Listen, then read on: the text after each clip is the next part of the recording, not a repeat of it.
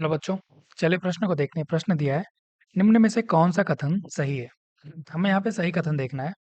विकल्प एक दिया है, अंतःश्वसन के समय बाह्य अंतरापश्रुक पेशियां तथा डायफ्राम संकुचित होता है। विकल्प दो कह रहा है, साइनोसिस का मतलब वायु कोशिकाओं का पिचकना होता है।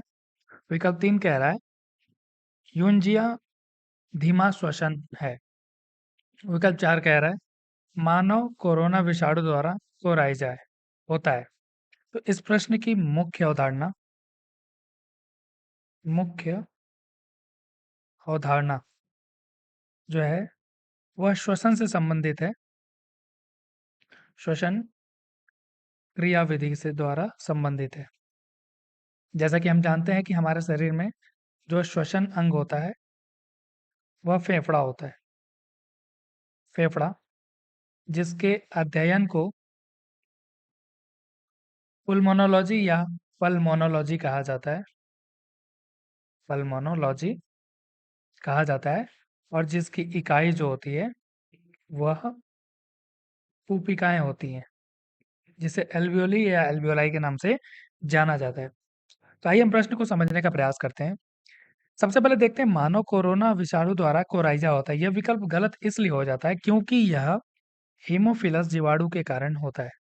हीमोफिलस जीवाणु के कारण होता है, इसलिए यह विकल्प हमारा गलत हो जाता है। उसके बाद यूंजिया धीमा श्वसन है, यह इसलिए गलत हो जाता है क्योंकि जो धीमा श्वसन होता है, धीमा श्वसन वो जो होता है उसे हम बोलते हैं ब्रेडिप्निया। ब्रेडिप्निया, इसलिए यह विकल्प भी गलत हो गया।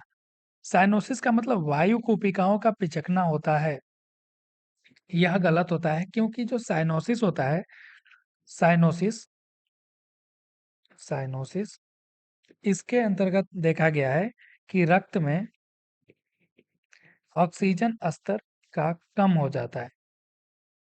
ठीक है, तो इसलिए हमारा सही उत्तर क्या हो जाएगा? सही कथन, अंतः श्वसन के समय बाह्य अंतरापश्रुक पेशियां जिसे इंटरकॉस्टल मसल तथा डायफ्राम एक प्रकार की पेशी है, ये क्या होते हैं? संकुचित होते हैं। ये बिल्कुल सही उत्तर हो जाता है। तो इसलिए हमारा विकल्प नंबर एक बिल्कुल सही उत्तर हो जाएगा। आशा करते हैं इस प्रश्न का उत्तर आपको समझ में आया होगा। धन्यवाद।